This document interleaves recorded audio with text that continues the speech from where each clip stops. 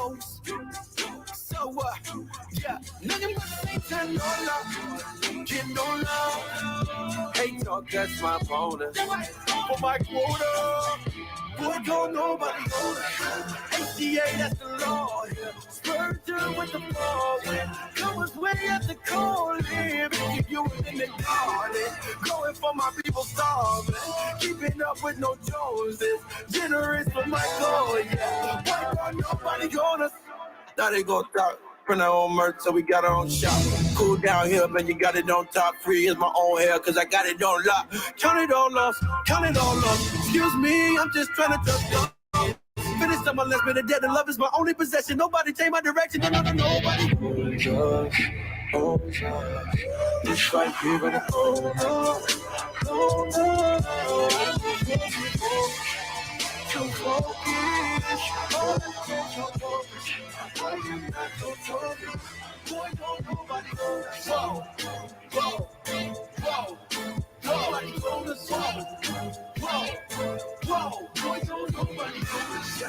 Bet the bag on my, bet the bag on my health. Yeah, I am not by myself. Yeah, boy, don't nobody. Oh,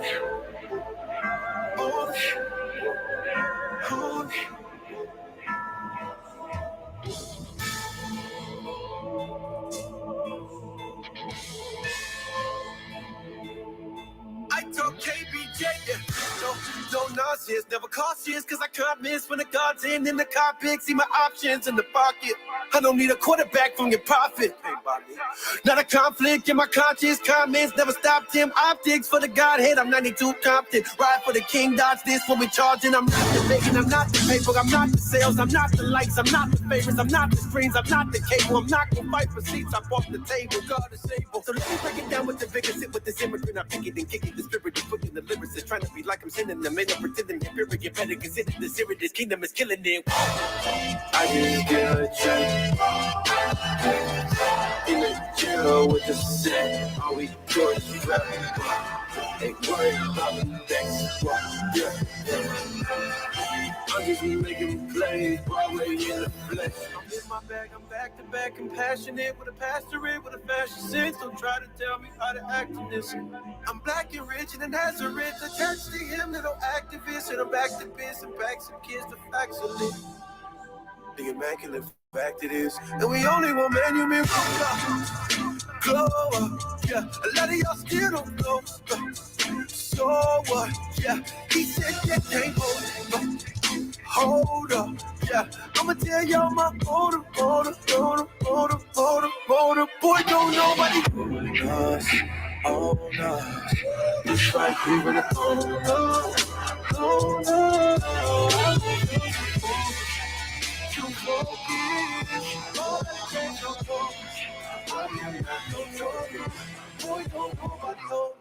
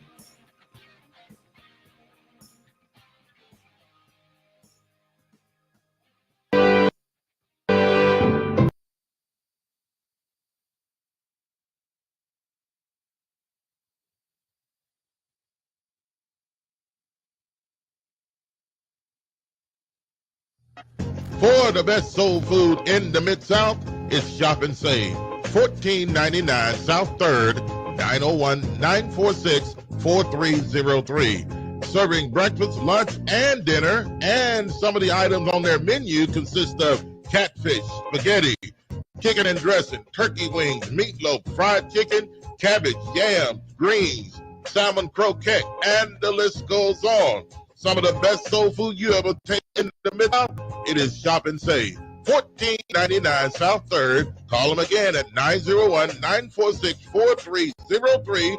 Been in business since 1991. Shop and Save, 1499 South 3rd, 901-946-4303 for some of the best soul food you'll ever taste.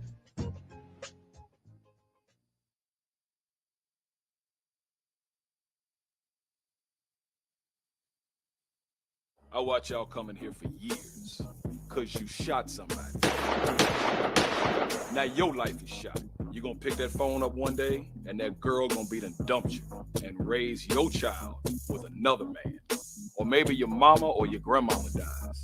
Cause ain't nothing you can do about it. You got 15 to 20 years, state or fed time. Real talk. Don't lose your head, use your head, man. Gun crime, max time.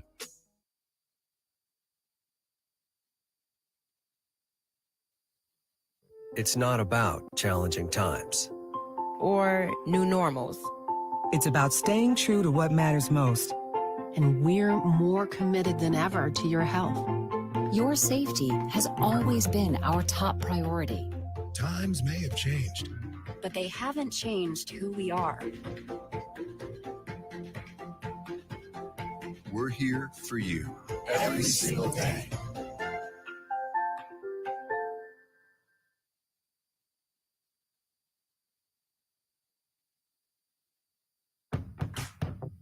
This pandemic has hit us hard, but Tennesseans don't stay down for long.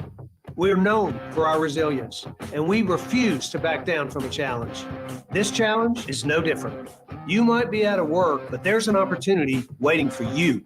We need you to roll up your sleeves and join our workforce. Right now, thousands of jobs are ready to be filled. Find them at jobsfortn.gov. Let's get to work, Tennessee.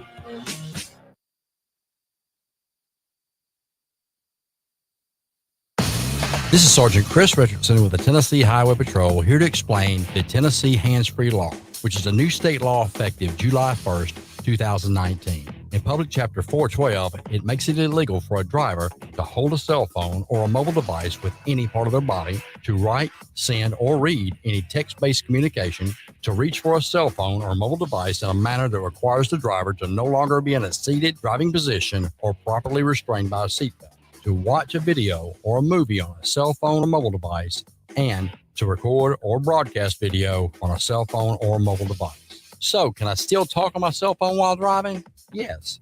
A driver is permitted to use the earpiece, headphone device, or a device worn on a wrist to conduct a voice-based communication. The driver may use one button on a cell phone or mobile device to initiate or terminate voice communication, and voice-based communication may also be used to send a text message. Learn more at handsfreetn.com.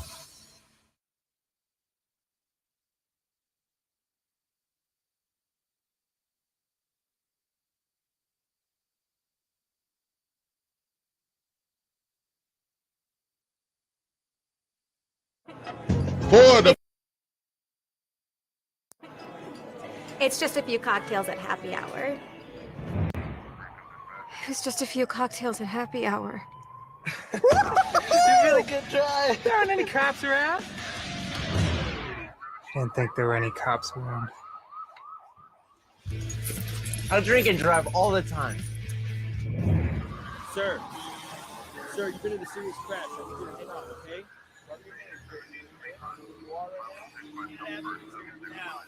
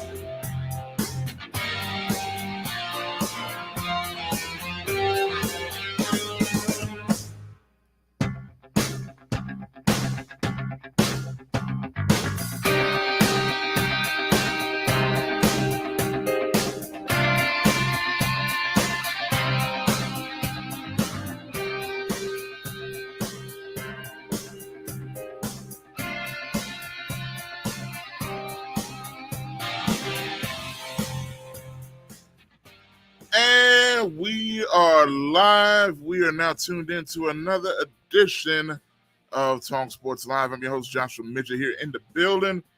The place to be here on a Friday, August the 19th, 2020 edition of the show. Glad to be back with y'all here on today. And man, oh man, it's been quite a journey. Getting back in the building, man, with the whole Facebook situation. I know some of y'all I updated on the situation. Me and Bob were last live a few days ago. But once again, as you can see, there's still changes being made here and there with the way Facebook wants to act. And I know some of y'all still trying to get the hang of where exactly you can get us here and there. But all of y'all that are joining us, definitely appreciate that. And those that are continuing to do so, we appreciate all of that as well. So, once again, another edition of Talk Sports Live here on Talkback Live Network. You can catch us live wherever you may be watching us, whether that's on Twitter, whether that's on YouTube Live as well, whether that's Facebook Live, which we're live as well here on the new channel, which is Talkback Live, Talk Sports Live with Joshua Midget, new Facebook page that I had to get up and running there. But wherever y'all are joining us, however y'all are doing so, we definitely appreciate each and every one of you for doing it. And I'm still editing some things on the fly as we go, so y'all know how that goes sometimes when it comes to streaming and things of that nature. But nonetheless, man, we're here, we're live, blessed, and ready to roll. Got a couple guests scheduled to join me as well. Leon should be on shortly. I know he's working with the link to try to get that rolling. Gonna have Isaac Simpson joining me in the 7 o'clock hour to talk some Memphis Tiger football. And I got quite a few things to hit on as it relates to Tiger football. Some of y'all may be surprised about that. And the main reason being, there's not any talk about Tiger football. And we're going to try to get to the bottom of that. What's going on with that? Whose fault is it? And what exactly can we look forward to? Because after this coming Saturday, it's going to be the last Saturday without college football for quite a while. So we're really getting into it, man. We got NFL preseason underway. Week 2 is going on right now. Some games tonight and throughout the weekend. We know the Titans play tomorrow night against the Tampa Bay Buccaneers as well for a preseason game number 2. And so football, man, look, whenever it's this time of year, you know fall is coming.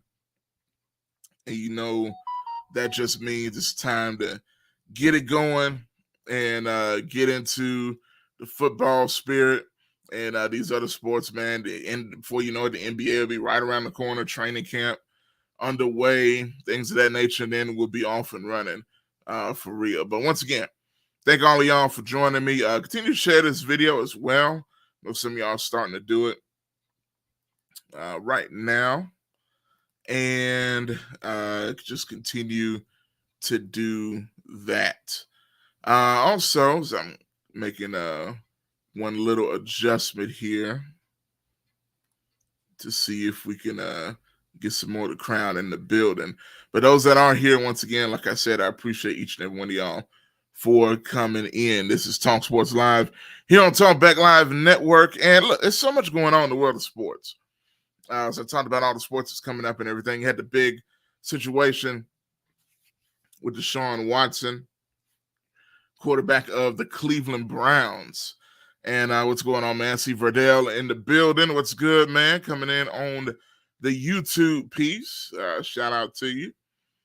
See Bob in the building. Leon as well coming in. More and more y'all continue to come in the room and let folks know that you're here. Also, again, as I said earlier, if for some of y'all just coming in, share the video. Even if you're watching on YouTube, you can share it on your other social media outlets as well. And we can get this thing popping. Let's see. Hold on 1 second here. And we're going to make sure we got everything set. I'm going to take a quick timeout and see if we can get this link situation settled. So we'll be right back, y'all. Stay tuned.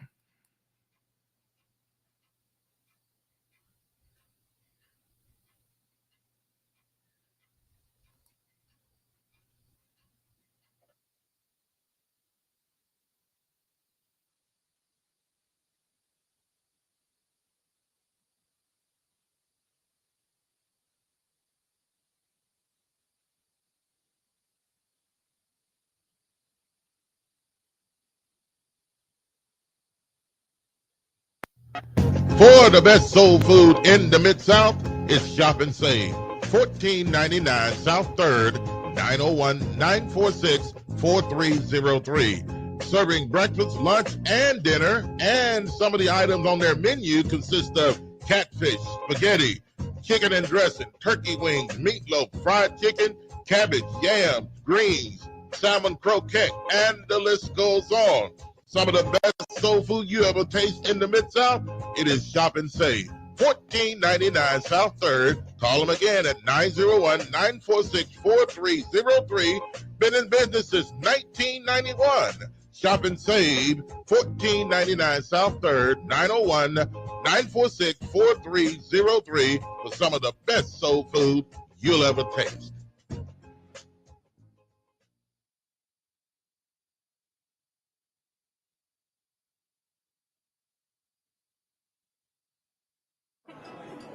It's just a few cocktails at happy hour. It was just a few cocktails at happy hour. You really good try. There aren't any cops around. Didn't think there were any cops around. I drink and drive all the time. Sir, you've been in a serious crash. I'm going to get off, okay?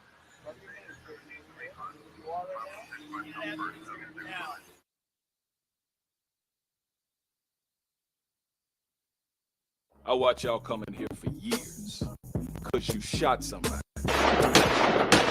Now your life is shot. You're going to pick that phone up one day and that girl going to be done dumped you and raise your child with another man. Or maybe your mama or your grandmama dies. Because ain't nothing you can do about it. You got 15 to 20 years, state or fed time. Real talk. Don't lose your head, use your head, man. Gun crime, max time.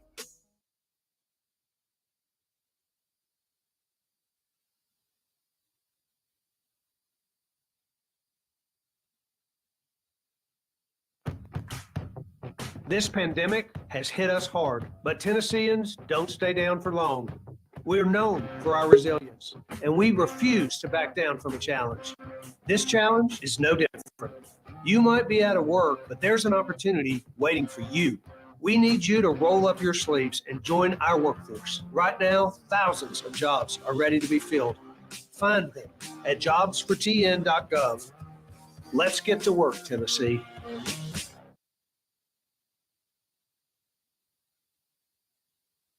It's not about challenging times or new normals. It's about staying true to what matters most. And we're more committed than ever to your health.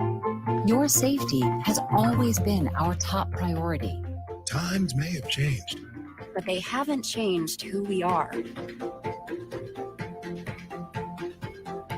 we're here for you every single day.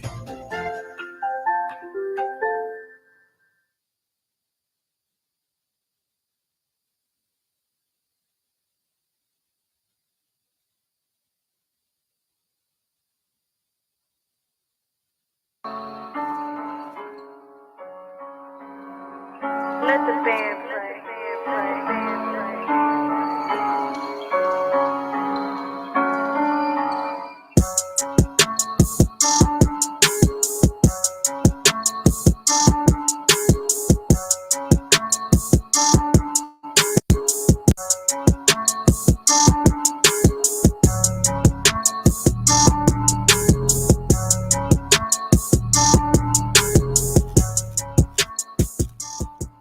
All right, we're back. We're back. Talk Sports Live with Josh Midget in the building. Back in the building, man. Got everything set now. Got my man. I see him down in the corner, and we're going to get him on right now, man. He's always making major moves, man. You know, we got to get the major beat when he comes on. My man from TigerSportsReport.com, the reporter, sports reporter in the city of Memphis. No question about it. My guy, Leon Taylor, in the building. Leon, how you feeling on this Friday, man? How you feeling? Man, I'm feeling blessed, man. Feeling great. Man, ready to talk about some Tigers. Yes, sir. Yes, sir, man. I know there's a lot going on, or starting to go on, man, because, you know, with the summer and everything, it can get kind of dry to some degree. But it seems like with Tigers, especially when it comes to basketball, there's always something going on. And it's never boring, to say the least. And I'm going to say this before we even get all the way into it. One thing we talked about way back, that last time you were on, which was a good minute ago, was the whole thing with Alex Lomax. And I feel like you were definitely the first to say what was going on. And it seemed like it was weeks later before everybody actually started talking about the same thing we already talked about. Several things with Raji Phillips, all that stuff seemed to come out weeks later. But again, ahead of the game as it always is, man. But talk about how you feeling about Lomax. You know, I know this has come out a little bit ago, but how you feeling about him coming back for another season and what that does for this team in the positive, or some people seem to feel it's negative. I don't know. I feel really good and happy for Alex Lomax coming back. I can't sit here and say that I knew the whole time he was going to come back, because I was one of the first to say he wasn't coming back. Yeah. And so as I had to do my little homework about it, because he reached out to me. He's like, hold on, dog. Not just yet. I think there might be a chance. But I was like, really? So it gave me time to kind of like pick up the pieces and correct what was really out there. And I think he's going to be a great returning player who knows the system. And we're talking about taking pressure off Kendrick Davis, because it's going to be a lot demanded from this guy from beginning to end. And what better person to teach him the ropes than Alex Lomax at the guard position, somebody who's known the system for years, and somebody who also can tell him about the city of Memphis, because this is somebody who's seen the highs and the lows being the Tiger point guard. So he knows what's expected, and he was one of the first to get us to the promised land, the NCAA tournament. So he can, kind of show in the ropes, not only as a player, but as a leader. And that's the thing about Alex Lomax. It's never been about the great numbers. It's always been about the leadership that he provides. It's just, I remember resharing a clip when he put Memphis on the ball as they advanced to the next round. That's just who he is. He's a born leader, a guy from Binghamton who's well respected. And so, going forward, it's good to know that we got a guy that knows the system and can keep this thing going. Absolutely, man. Talking with Leon Taylor. Got that experience coming in, and when we last talked, man, we see the focus that Penny's putting on experience, seemingly going forward, especially with the team that's been built for this coming season. And it's still being added to. We're going to talk about that in a second. But one thing I know a lot of people want to hit on right off, and it's another thing you kind of headed the game on as well, is the whole thing with Bronny. You know what I'm saying? AKA LeBron Jr. You know what I mean? And the whole recruitment, it comes out, boom, that he's been offered by Penny. And it seems like this has happened, a little bit ago, but it's just now coming out to everybody. Kind of talk about that whole thing, and where do you feel Memphis realistically is in the recruiting process for LeBron Jr., aka Bronny? Okay. First, let me just kind of break down the player for people that don't really, Bronny's game, because I know a lot of times people just see highlights. Yeah. And then it could be a lot of expectation on highlight. Then you still got people that think that Bronny isn't that good. But I'm here to tell you, Bronny has made a transition within his career right now where he's getting better. And, thing about it is, when you got a father who's the face of the NBA, you're going to get the elite level of training. Oh, yeah. So it's just bound for him to click. And I don't know if many have seen the highlight where LeBron leading the dunk layup line with his sons. I mean, that's crazy. It's just God-given ability that this family has. And like Bronny's like, he's the oldest and, you know, he's reaping the rewards of the spotlight and there's so much pressure. But this young man, he is not a one and done prospect. He's not a guy that's going to give you 20 points a game, but he's a guy that can be a great college player. You know, he's talking about an athletic shooting guard who can do some things, you know. And I feel like when you can get him in a system surrounded by other players, you can really see what he can do. Because his AAU team, it wasn't just the greatest, but they were solid, and it was a lot demanded from him. And I think they kind of made him better because it was more demanded from him. Because starting off, you know, he played with elite level, you know, players around him. And all these guys are going to big-time programs. And now, you know, Bronny, you know, last season playing EYBL circuit, this kid, like I said, was demanding for him to get better. And he just got better each game because it was amazing to see him in Orlando early for the first EYBL Nike session. And when I saw him, I was like, he's okay. But then he turned it up a little bit. Mm-hmm. And like, as you're playing the highlights right now, you see the potential. And he's only going to get better. And that's why I said you get him on a college campus, you know, where you got the NIL rule now where kids can make names out of their names, image, and likeness. And it's going to be major for him because now he's going to make his own money, which he's already doing now. And, you know, G League, it just doesn't have that spotlight. I mean, Jalen Duren has shown you that, you know, and he was coveted by the G League. It's not a sexy thing to do. These kids want to be the face of things. Look at Cade Cunningham. I mean, face of Oklahoma State. We haven't heard nothing from Oklahoma State once he left. And that's the thing. NCAA tournament, everybody wants to experience that. His own father never experienced that. So you have to think about all of that. Like, LeBron's always mentioned, like, if he had a chance, he wish he could have played college ball. That's a great point. And then, you know, that's one thing I always wondered about the G League. I remember when it first started with the thought, okay, you can go straight to the G League, get some exposure with the pros and all that stuff, play against pro-level athletes right off. And I think people thought that was going to be a real competition, but we see now. I mean, nobody's watching the G League. You know, it's not on TV. It's not, you know, and even if it was, people don't really care like they would, you know, with what's already built in the culture of college basketball. Yeah. I was just going to say, really, the main thing about the G League really is like player development. You might not have the fans, but you got the high level competition. You know, you got guys finding jobs, and then not only that, you get an NBA coach system.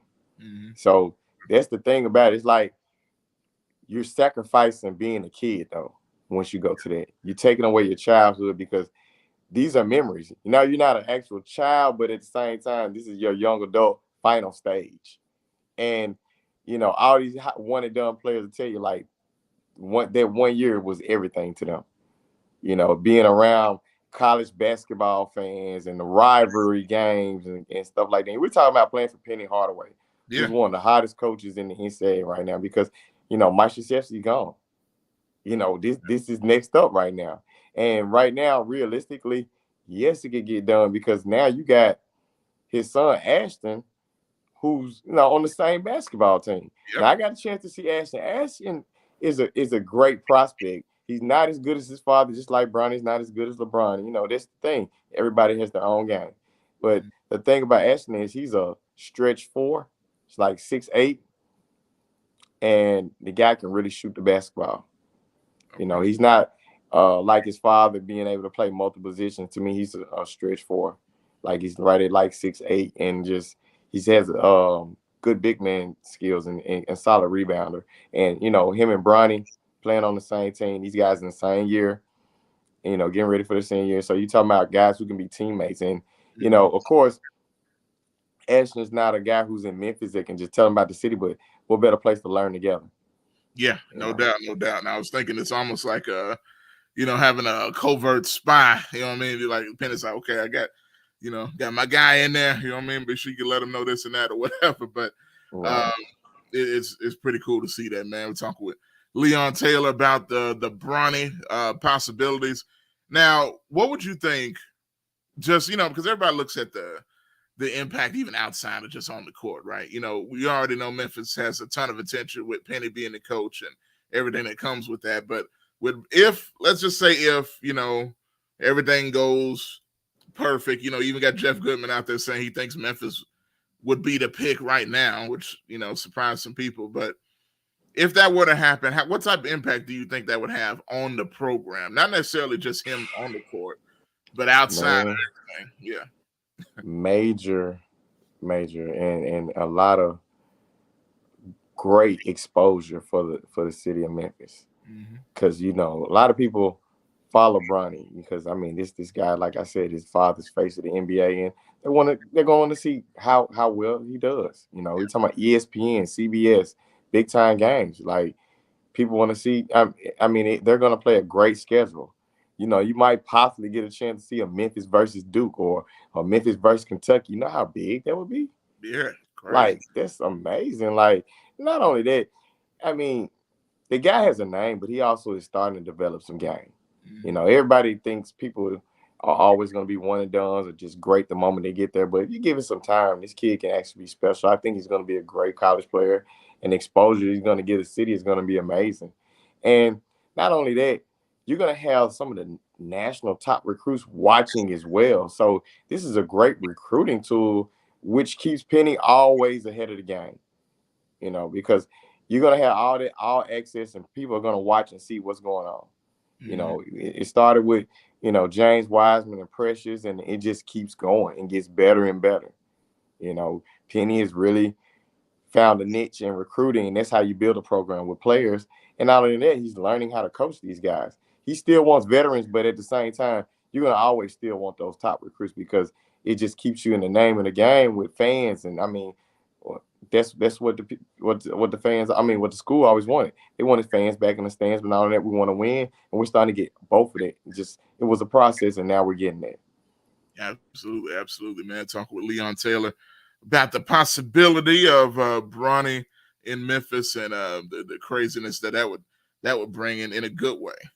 No question about it, man. But I know that's going for the future. That's not even about this coming season, but talk about this guy. I saw they got a dude from the Spanish league, man, from Spain coming in. What do you know about this dude?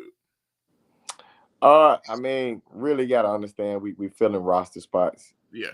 So I won't sit here and say, "Oh man, this guy's gonna come in, knock down, shooter." You know, So he ain't Ginobili. Is what you're saying? No, I think he's who he is. A good spot up shooter, a good size. You know, I'm not gonna sit here and say he's not. You know, he can't play. I think he's a solid player, but I wouldn't put expectation of seeing him play his first year. And I feel like, you know, it's gonna be a slow process for him. You know, because we're kind of deep on the wing. Yeah, that's what I was thinking. Yeah. You know, and we're still recruiting on the wing. You know, we're possibly getting a guy from Florida. So I mean, there's a lot expected on the perimeter. So I think what he can bring though is solid outside shooting. Like I said, he's a catch and shoot. If he gets his chance, that'll be great. But man, John Camden could shoot the basketball, and he didn't get a chance. So I mean, you know, wish him best of luck or wherever he is, and maybe we'll see a change this year. Now, you bring up Florida, this Keontae Johnson, who, I mean, you talk about big time. I mean, now we all know what happened, you know, with the medical emergency he had. You know, it was a scare.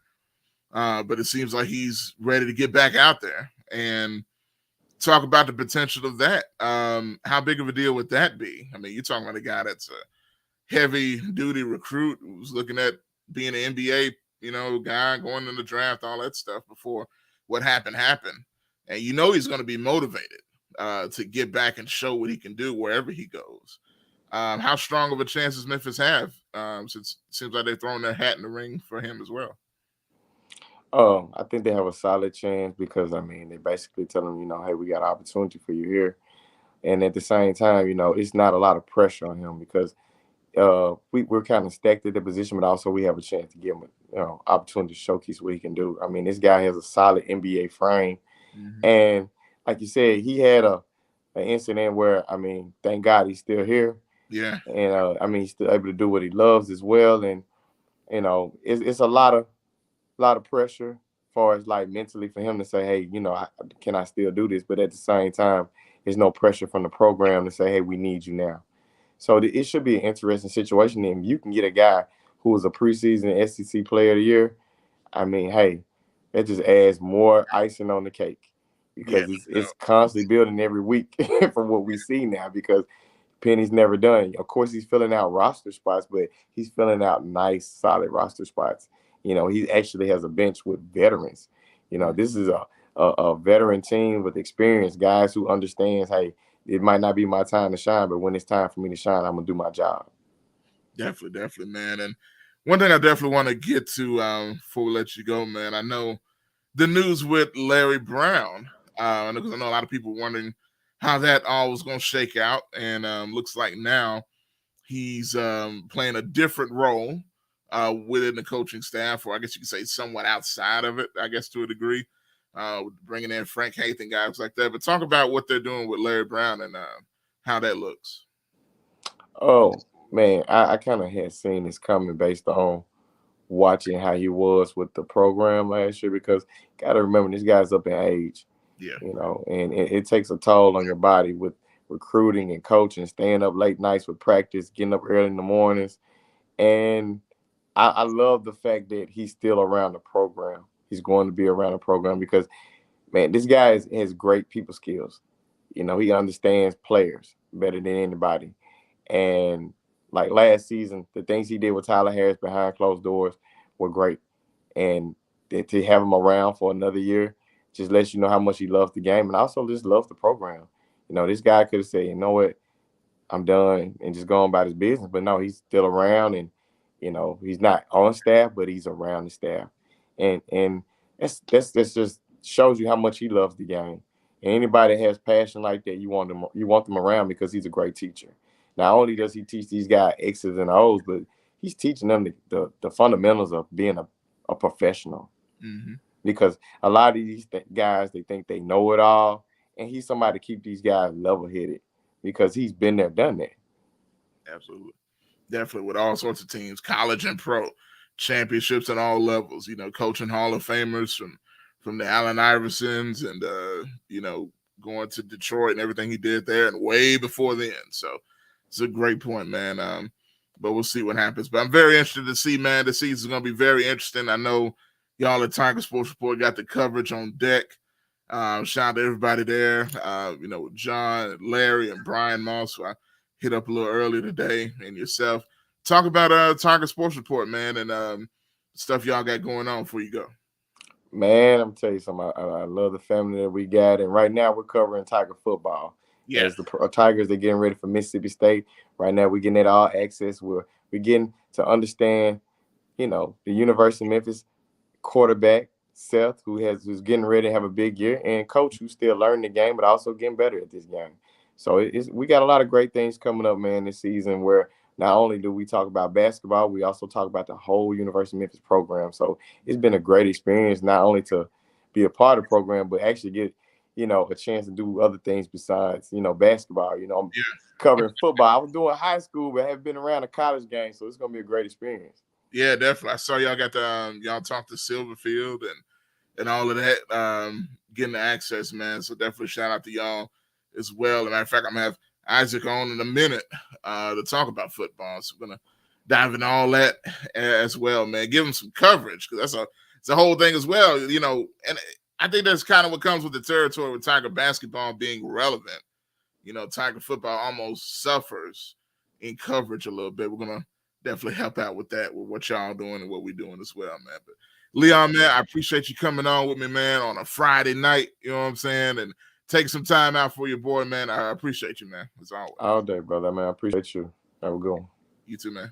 All right, that's Leon joining me. My man Leon Taylor, TigerSportsReport.com as well. We're going to have another guy from Tiger Sports Report as well joining me in a couple of minutes, Isaac Simpson. We're going to talk Memphis Tiger football. So y'all Tiger fans that are hanging on, I see y'all coming in the building. What's up, Frankie? I see you as well, and some of the rest of y'all come on in with the comments as well. Share this video because we're about to dive into Tiger football. And I'm going to ask the question. I'm going to let y'all know right off one thing I want to talk about is why is there a lack of attention on Tiger football? And could it be the program's own fault? Could it be the fault of the coach? Could it be the fault of the athletic director, maybe the president of the University of Memphis, maybe the media in the area? We'll have to see, man. But matter of fact, let's get to it right now. Call from I guess. Isaac. To accept, press 1. All right, man. Got Isaac Simpson on the line, and we get him to hold on for just a second. We're going to take a quick break, then we're going to come back, and we're going to dive into some Tiger football that seemingly, I don't know if the city forgot about it or what, but it's coming up really soon. And I would definitely ask Isaac what he thinks about that as well. But we're going to be back right after this. You're watching Talk Sports Live right here on Talkback Live Network. When we come back, we're diving into Tiger football, so y'all stick and stay, and we'll be right back.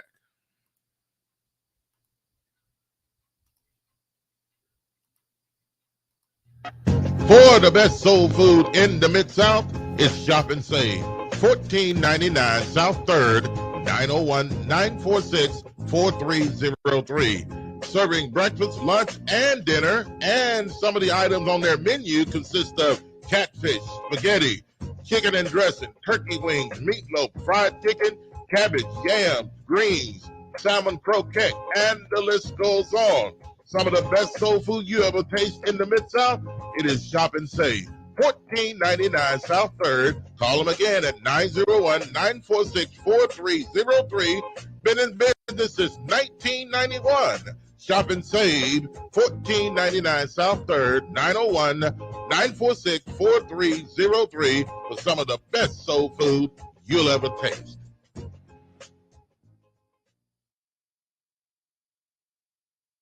This is Sergeant Chris Richardson with the Tennessee Highway Patrol. Pedestrian safety is a two-way street. Both drivers and walkers need to do their part to keep roads safe. When you're walking, remember, the drivers may not always see you, so remember to use these tips to continue to walk safely. Wear bright clothes. Always use crosswalks and obey signs. Lights and reflectors should be used. And finally, keep alert and do not walk distracted. This message brought to you by the Tennessee Highway Patrol. I watch y'all coming here for years because you shot somebody. Now your life is shot. You're going to pick that phone up one day and that girl going to be done dumped you and raise your child with another man. Or maybe your mama or your grandmama dies. Because ain't nothing you can do about it. You got 15 to 20 years or fed time. Real talk. Don't lose your head, use your head, man. Gun crime, max time.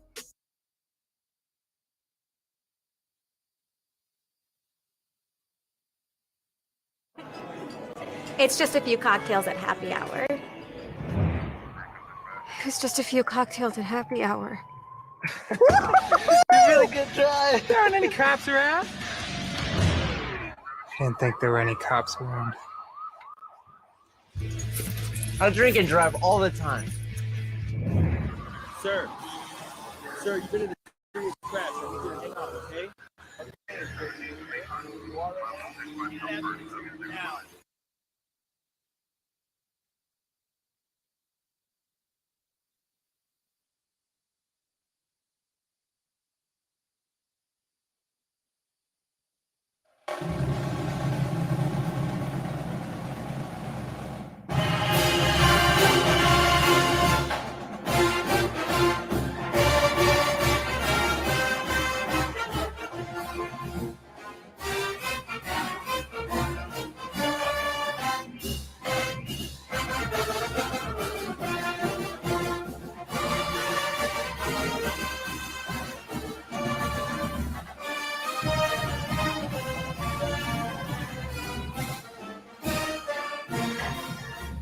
All right, we're back.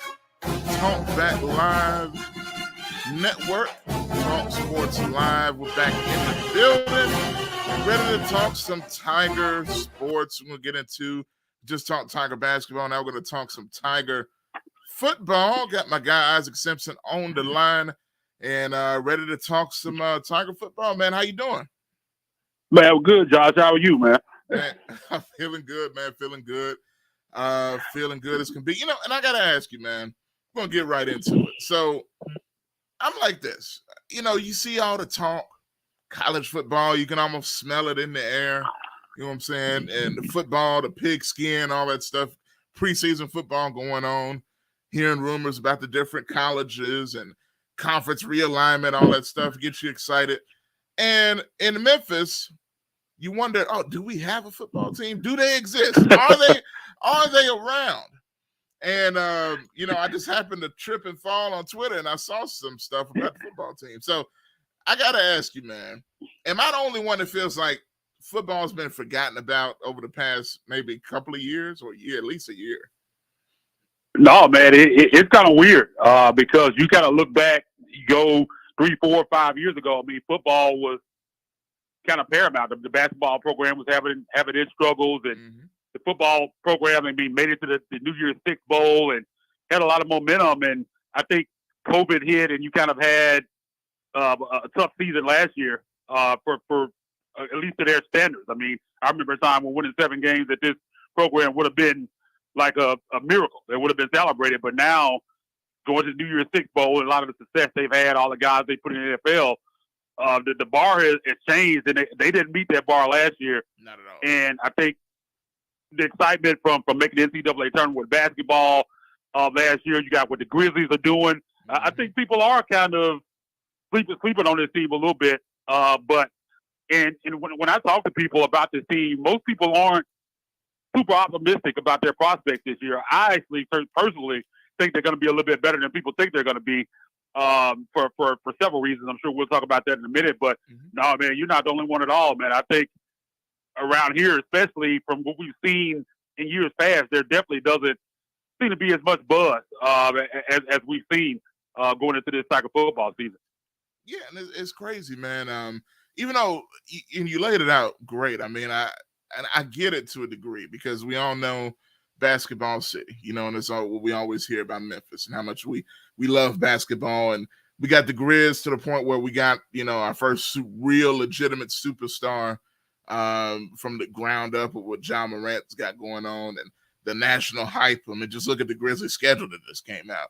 I mean, who would have thought we'd see something like that? 18 national television games. Crazy, man. That is nuts. And I'm sure we'll get to that in a little bit. But, it's just Tiger football. And here's the thing, even seeing, the things Brian Moss would put out, man, like they're doing really well recruiting-wise, the football team. Yeah. They haven't dropped off. Matter of fact, man, they're doing as well as they've ever done in recruiting. That's one thing. Ryan Silverfield's taking a lot of criticism for a lot of different things, but one area that they have not dropped off in is recruiting. I mean, the recruiting has still been every year, man. They've trying to top themselves, man. They right there again this year with the recruiting class they're bringing in. So recruiting definitely hasn't dropped off. That hasn't been an issue at all. I think if what we saw last year kind of continues into this year, I think you might see that change. But right now, man, as far as recruiting is concerned, man, this staff still has it rolling. Yeah, and that's the thing I do like. One thing about it, here's my thing. And y'all know, if you paid attention to us, especially me and Bob, and I know Bob a lot last year, the criticism of Silverfield. I think they called him a silverfish last year. Because, oh, man. Because don't do a guy like that, man. he just not feeling him, man. And look, and the main thing I know with Bob, because he looked kind of crazy on the sideline. But that's neither here nor there. But I'm gonna tell you, man, I started to have the criticisms too as the season went along and the play calling and stuff like that. I don't know, and I think this is the weird spot they find themselves in, because as well as they have done lately, especially under Norvell, and you go back to Fuente as well, they put a bar real high. That Silverfield, you got to jump in and, you kind of have to keep it rolling, because these other coaches had to fight a little bit harder. Now you actually have something to bounce off of, which Fuente and even Norvell had Fuente's head start, and it took it off even more so. But, you can't say Silverfield has nothing to work with. I mean, you look at the things that's been done. How do you feel he's done up to this point in your mind when you take everything into account?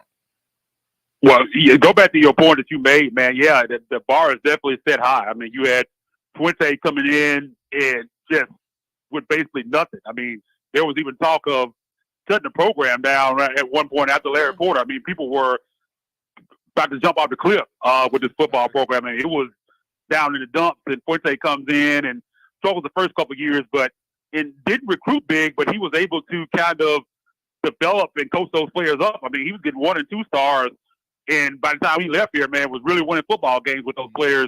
Mike Norvell kind of took it to another level and made this kind of a national program outside the Power Five. I mean, and ended up with a New Year's Six Bowl, which is kind of the pinnacle for a school like Memphis. So Steelfield stepping in a program probably in the best spot it could be in at that point.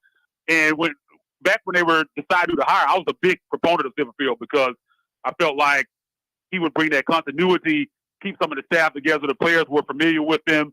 And I felt like he's a player's coach. The players seemed to really like him. Most of the players were pro him keeping the job as well after he was the interim coach for the New Year's Six Bowl out in Dallas.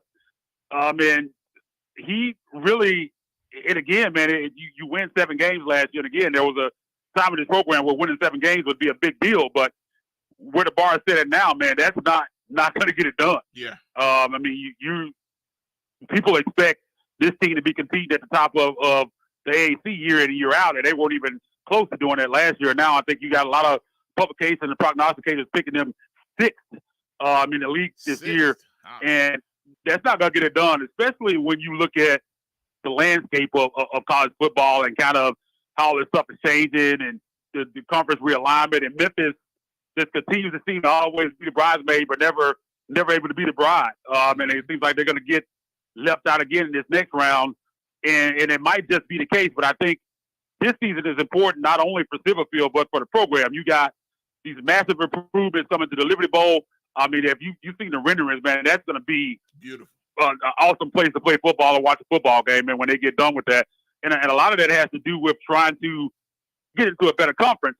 And in order to do that, they got to get back to where they were when Norvell was leaving here. You got to compete at the top of this conference, especially when these other teams leave. You definitely got to be at the top of the conference then. But you need to win football games, and you need to put butts in the seats. And they've had trouble doing those 2 things the last couple of years. I know COVID was an issue, and I know Larry Beach came out and said the football ticket sales weren't where they wanted to be, and that's not what you want to hear. I mean, this is a big-time season, and they need to find a way to win some football games. Now, again, I think I can see different scenarios. Like, I can see this team going 9-3 and competing toward the top of the conference, and I could also see some things not going so well and them finishing similar to what they did last year, maybe winning 6 or 7 games.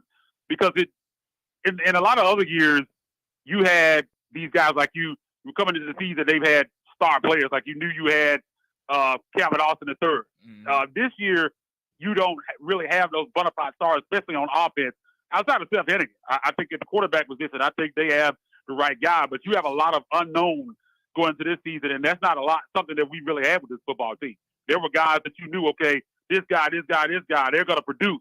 It's just what the other guys are going to do. This year, you got a lot of new pieces, a lot of guys that you have some upperclassmen, but guys that didn't really start, hadn't really put up big-time numbers, and are they going to be able to step up and fill those positions? I think that's going to be the question. And again, man, I think Silverfield, I'm not going to say he's on the hot seat, but they're definitely going to be watching him closely.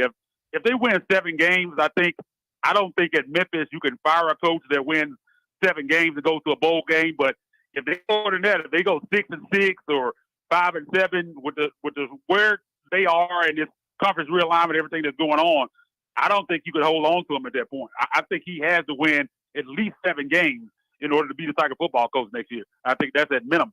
I agree 100%. I'm glad you said that because I know, a lot of people like Silverfield and everything, and I'm not saying he's terrible by any means, but that's the thing that's so important to me, and that's why at least my level of criticism and a lot of others that were critical, that's where it's coming from, because you're at a point right now with the Tiger program.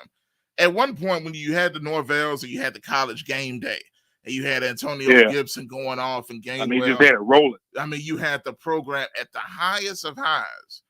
Still one of the best game days I ever seen anywhere.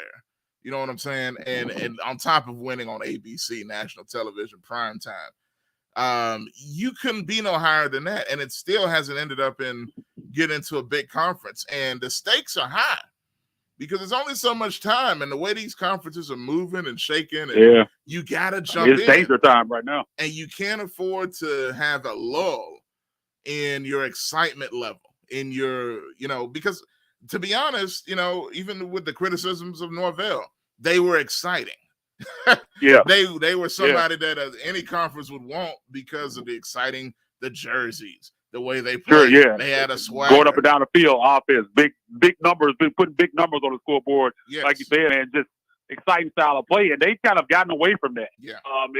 A lot of those games last year, even when they won, it wasn't aesthetically pleasing the way it was under Norvell. Like it wasn't fun. Like they were drag out games, going to that tough games. They weren't the type of offense that Memphis had been known for, because they had become a brand with offense. And last couple of years, it really hasn't been that under Silverfield. And I think that's another reason, other than the things I said at the top of the show, that's another reason why I think things are kind of at a lull, because they're just not playing that exciting brand of football that we had gotten used to. So it's something that they got to get back to. But I think for just like all the reasons that we've laid out here, I think this is a big year for the program and big year for Silverfield, man. He just needs to produce. He's at that point. I'm a big fan of his, but a lot of the criticisms that he's had are warranted. But like I said, I've been a big fan of his, but a lot of those criticisms are warranted. And at some point, man, it's put up a shut-up time. And again, man, because of the way that the NCAA is going with college football and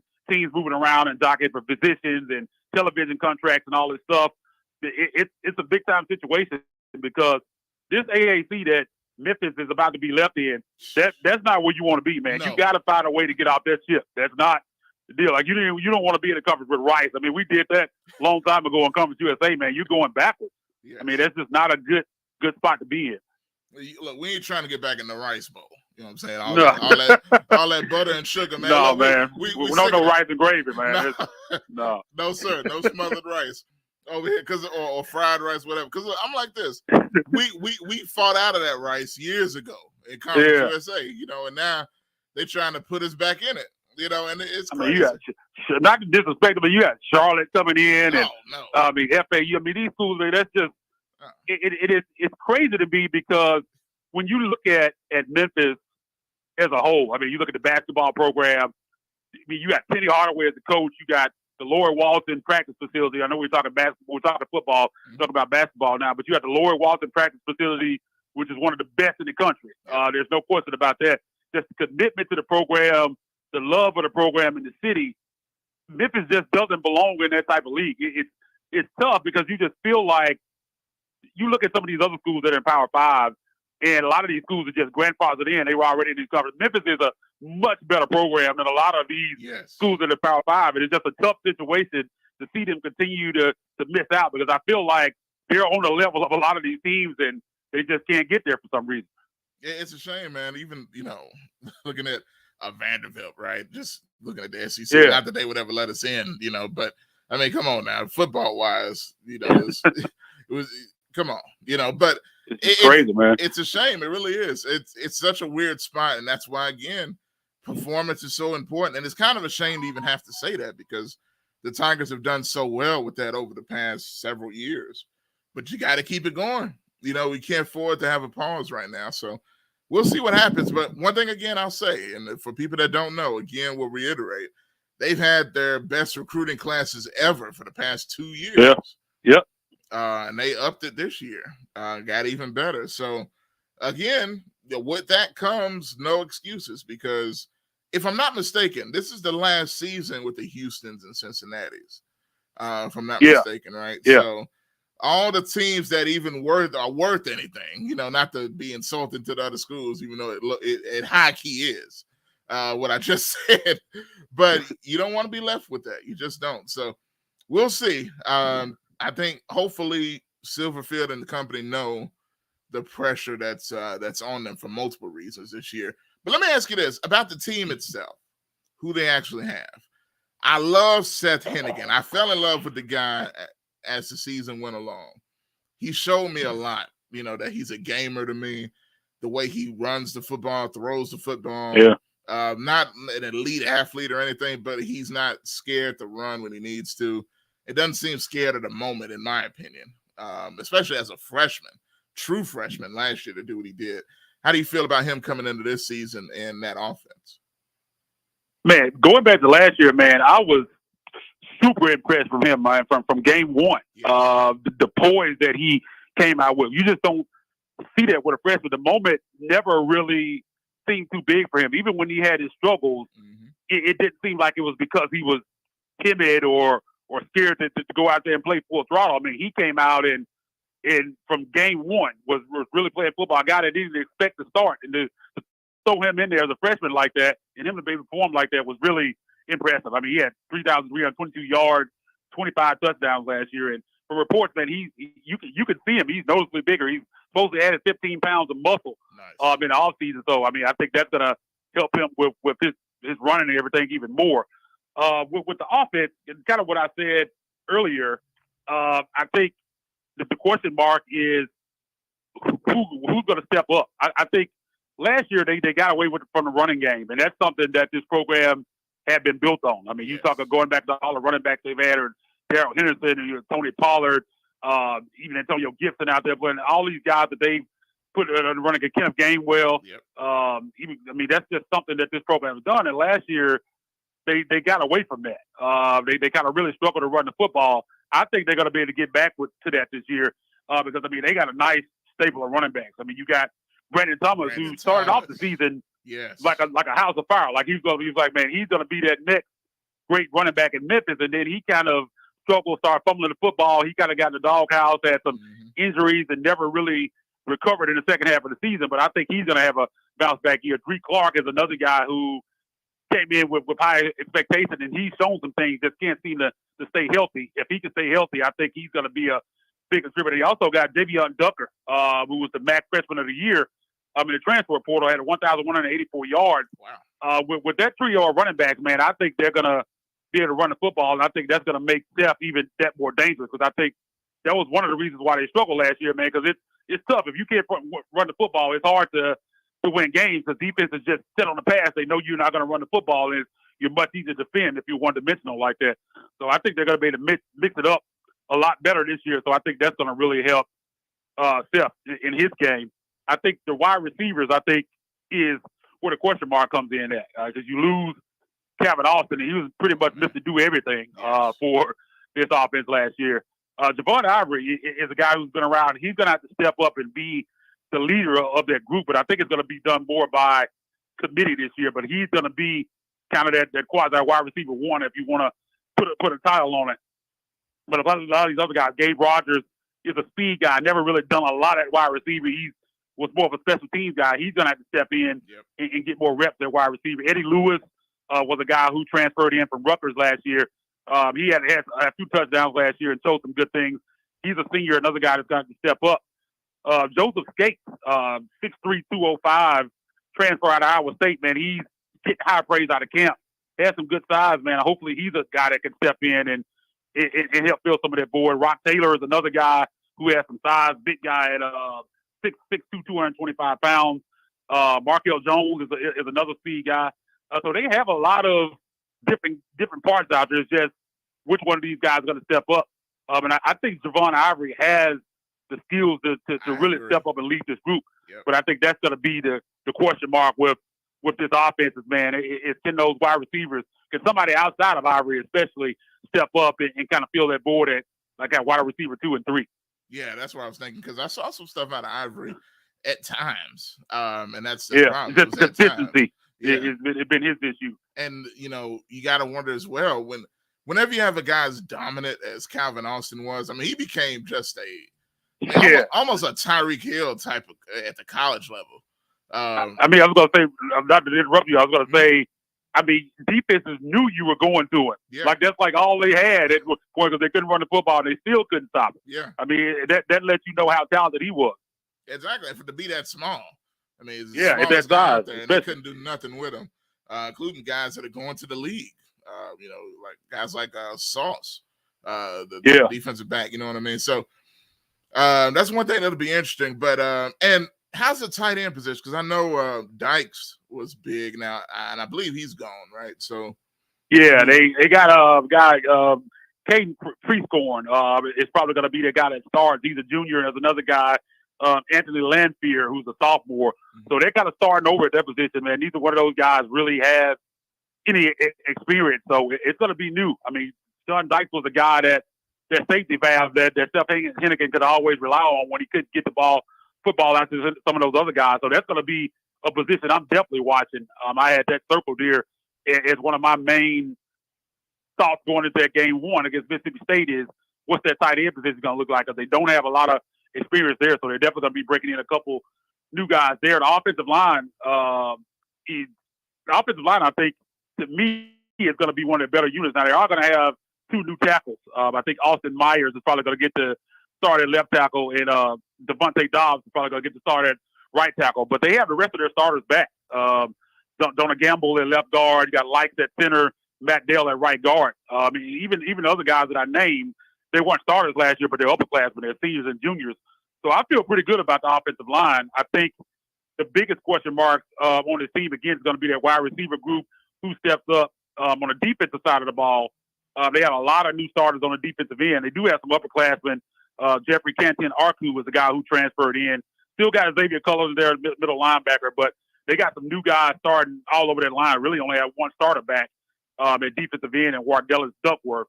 So, I mean, that's going to be a big question. But the best unit on this team, I think, is the secondary. And that's weird because usually around here going into the season, that's usually one of the weaker groups on the line. We always have questions about that secondary. But this year, I think that's going to be best group. I mean, it was really big to get Rodney Owens and Savante Oliver back. Those guys coming back for their sixth season. And Greg Rubin had a big year out of White Station last year. And, of course, man, best player on the team, Quindell Johnson, man. I always say you're going to see him playing on Sundays. He's back to lead that group. I think the secondary is going to be really, really good, man. It's just going to be what that defensive line does. Yeah, definitely, man. And I can't wait to see, how that looks, and especially going into the Mississippi State. You can't get too much of a better barometer. Now, I know it's not a top-tier SEC school, but it's an SEC school. And whenever you got that starting off the season, you're going to say, okay, let's see what Memphis is right off the bat.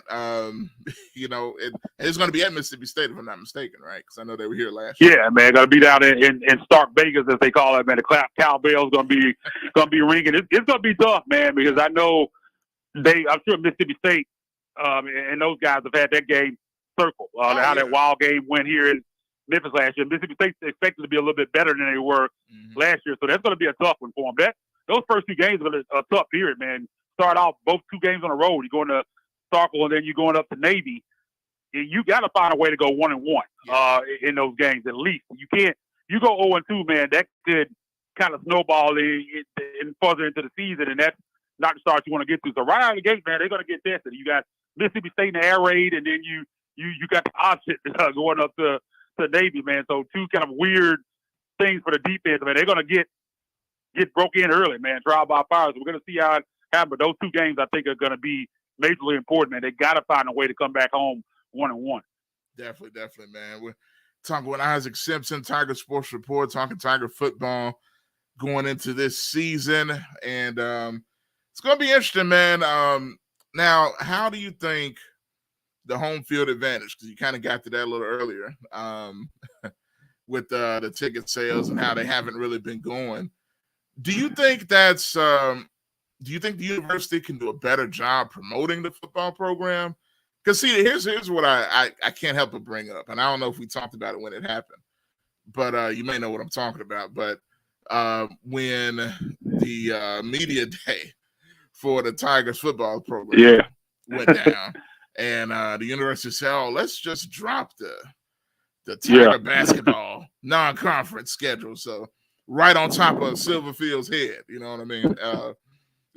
Like a handle. I just don't understand. Is there some type of miscommunication going on, or what? What do you think?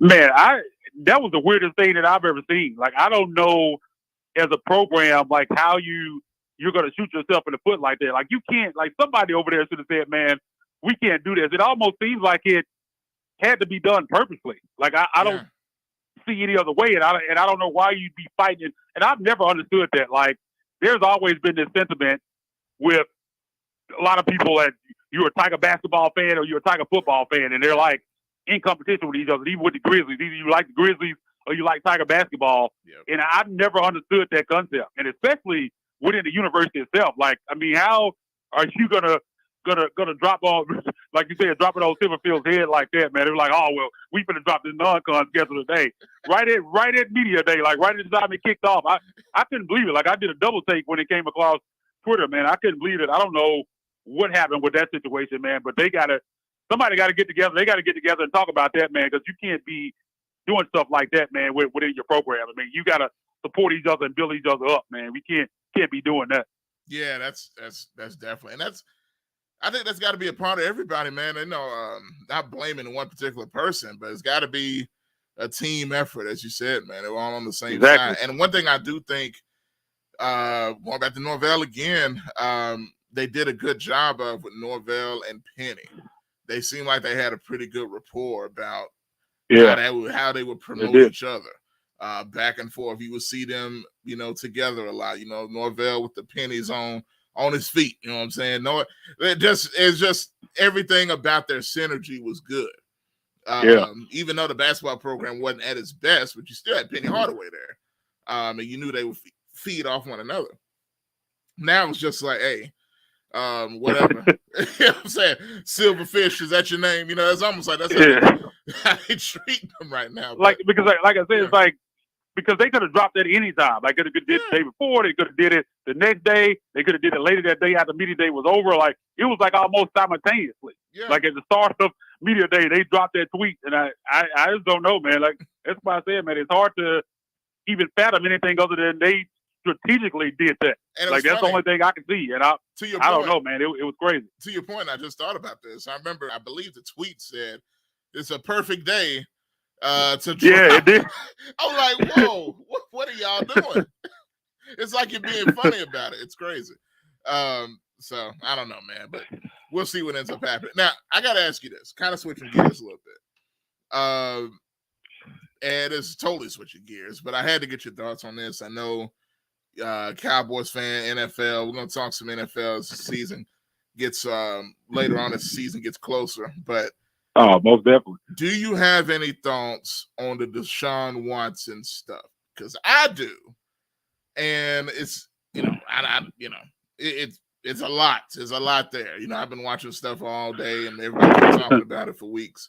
How do you feel about how it's ending up? Because we're at the end of it now. How do you feel about how it ended?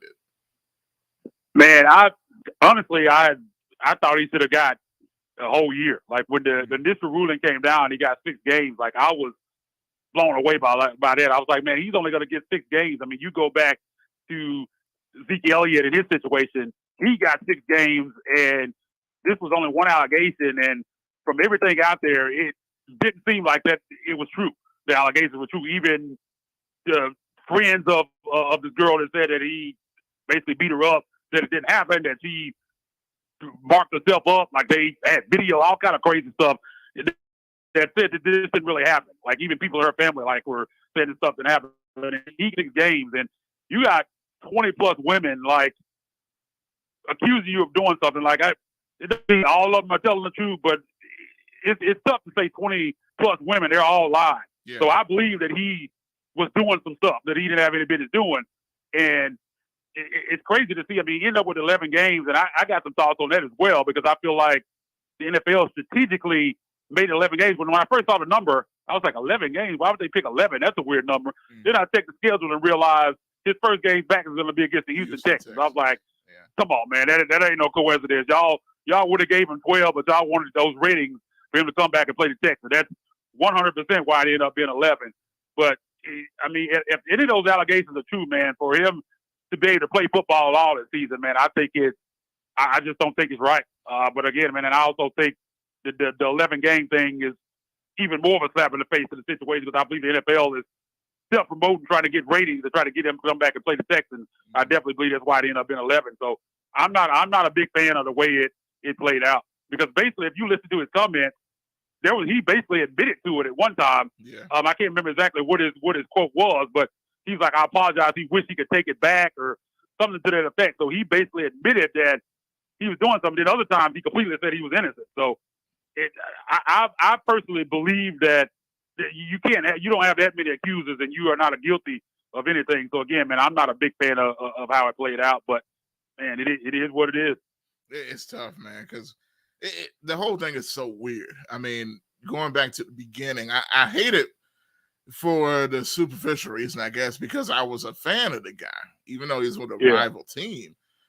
Following the guy since college, and seeing everything, and even like I say, seeing a black quarterback being successful and the way he was doing things, you hear about him as a person was really exceptional. At least the reputation was.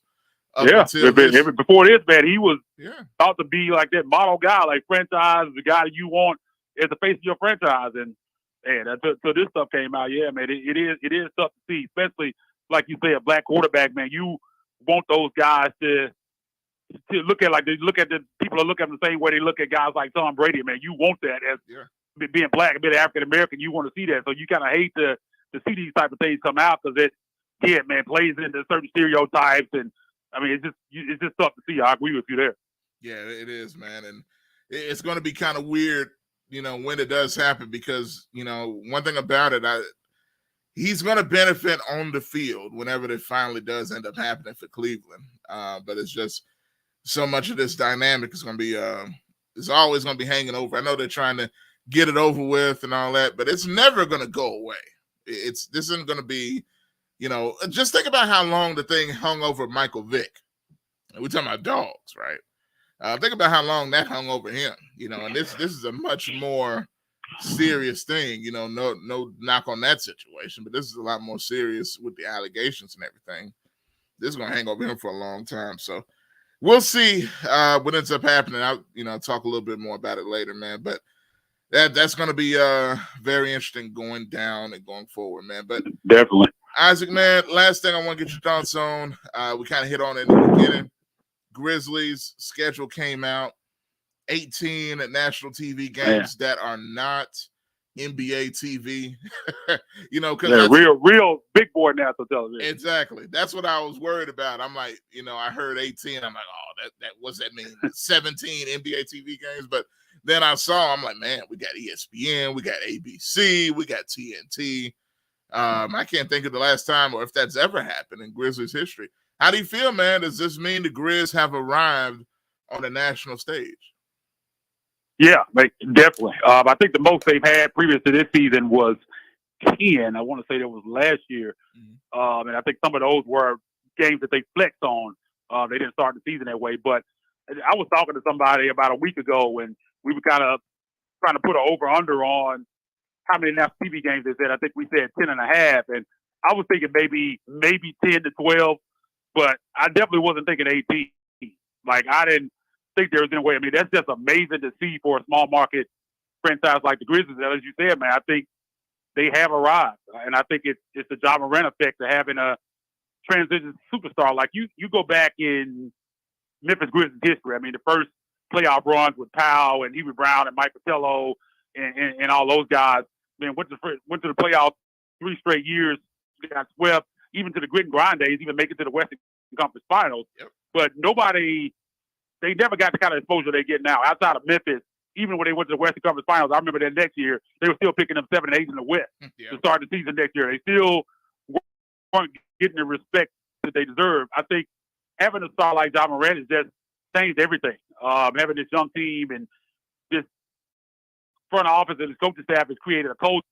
These guys play basketball with a swagger. It's just different than anything we've ever seen. And I think it starts with the head of the snake, Ja Morant, and he's a transcendent superstar. I mean, people all around the world, man, want to see him play basketball, and the Grizzlies are reaping the benefits of it, man. 18 national televised games. I mean, there's one stretch in March, first week of March, where they have 5 or 6 games on national television. Like, I never thought I would see that. Like, that whole week and a half, almost every other night, they're on national television that first week of March, man. It's just crazy to see, knowing where this franchise is come from. And again, man, I think this is only the beginning. I think the next step, I think most of those games on the road, I want to say only 8 of them that are at FedEx Forum. I think the next step is to have more of them on national television at home, but beggars can't be choosers, man. I'll take that 18, whether they're home and away, because I mean they're going to be on a national stage this year.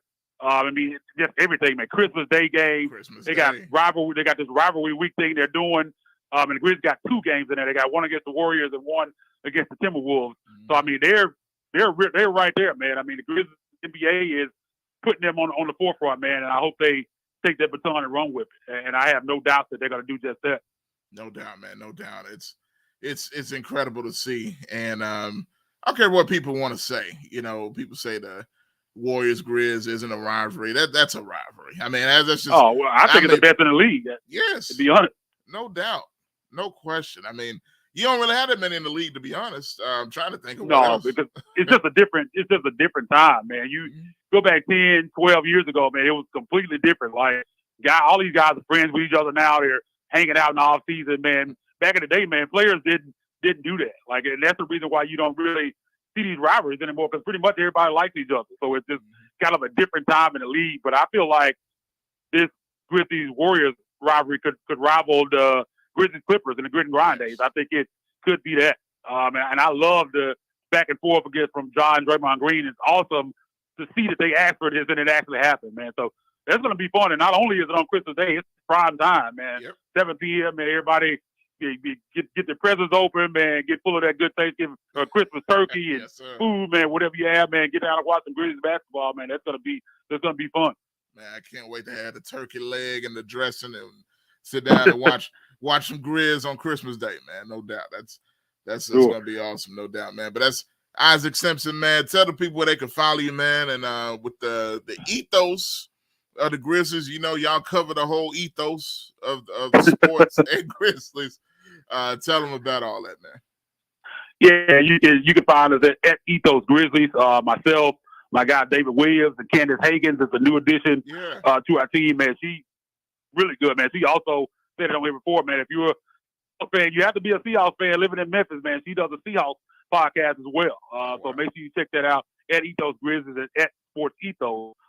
We got a podcast dropping here pretty soon discussing the schedule and kind of making some predictions for the season. So that's going to be coming out in the next couple of days. So be on the lookout for that. You can follow me on Twitter at Isaac_NBA, as well as TalkSPORTSReport.com, man. We got football coming, basketball, women's basketball, man. Everything's about to get crunk up. So we're going to be all on top of it, man, covering everything, man. So make sure you be on the lookout for that. Definitely, man. Isaac, man, as always, definitely glad to have you on, man. Looking forward to the Cowboys having a terrible season, and we get to talk about that Titans-Cowboys game, which is this year. Y'all coming to Nashville, get that beat down. You know, looking forward to it. Yeah.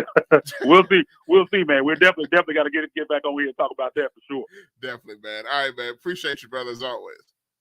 Hey, no problem, man. I always enjoy being on Talkback Live. Until next time, I'm gone. All right, that's Isaac. He gone. Appreciate him as always, man.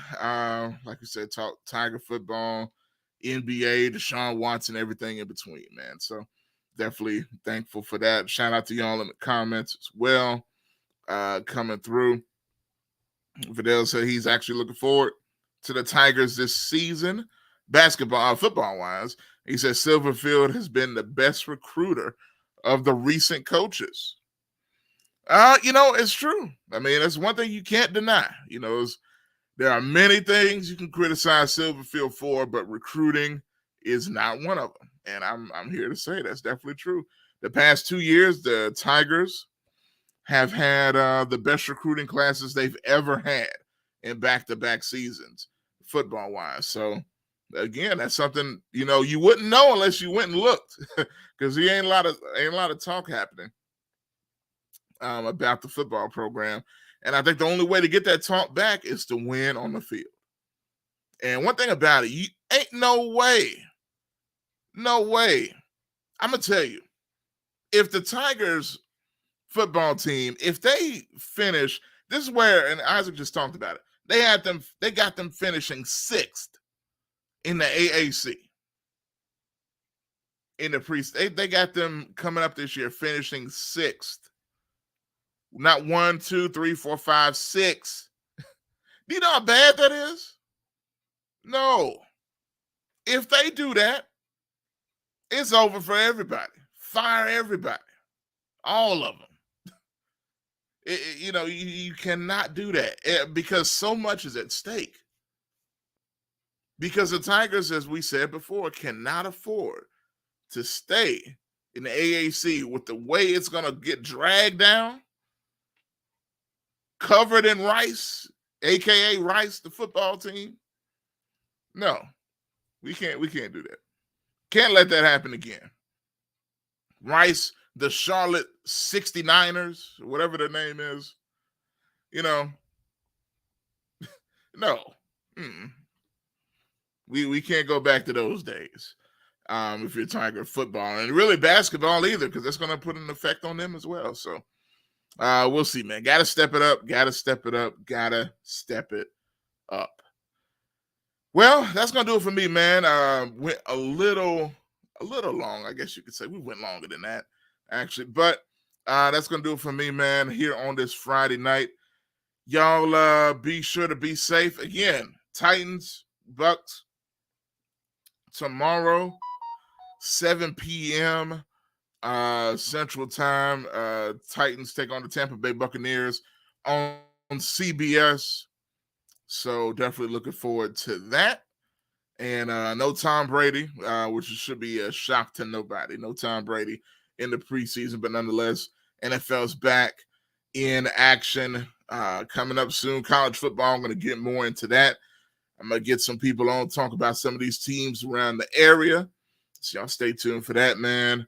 And I believe tomorrow, me and Bob will be back, talk back live with Bob and Josh. Y'all stay tuned for that as well. Also, be sure and if you haven't already, some of y'all that are on here, be sure you hit my new Facebook page, Talk Sports Live, with Josh Midget. That's my new Facebook account because Facebook is doing Facebook-like things with my past accounts. So y'all check that out. Once again, it's Talk Sports Live, one word, with Joshua Midget. Hit that up, and you'll see all the lives on there, my sports takes and everything else on that page as well. So appreciate all of y'all, man. Oh, also, very important. Excuse me. Very important. If you have not, go ahead and do so right now. I see some of y'all already have. Subscribe to our YouTube channel. With things go as they do on Facebook. If you have any questions about where to find the show, you will always find it on YouTube. Talkback Live Network on YouTube. Once again, Talkback Live Network on YouTube. Guaranteed to check it out there. If you don't see a Facebook or don't know where to find it, YouTube will always be there as well. So that's going to do it for me on today. And I'll talk to y'all soon, man. Probably tomorrow. Talkback Live with Bob and Josh. You know we're going to come with some fire topics and conversations. But until then, I'll see y'all.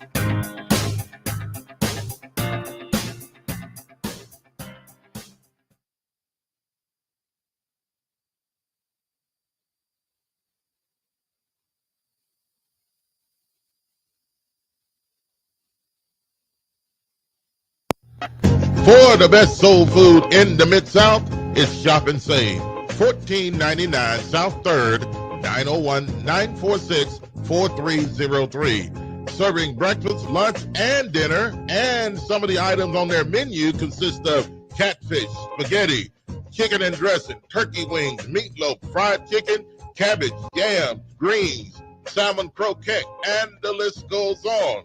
Some of the best soul food you ever taste in the Mid-South, it is Shop and Save. 1499 South 3rd. Call them again at 901-946-4303.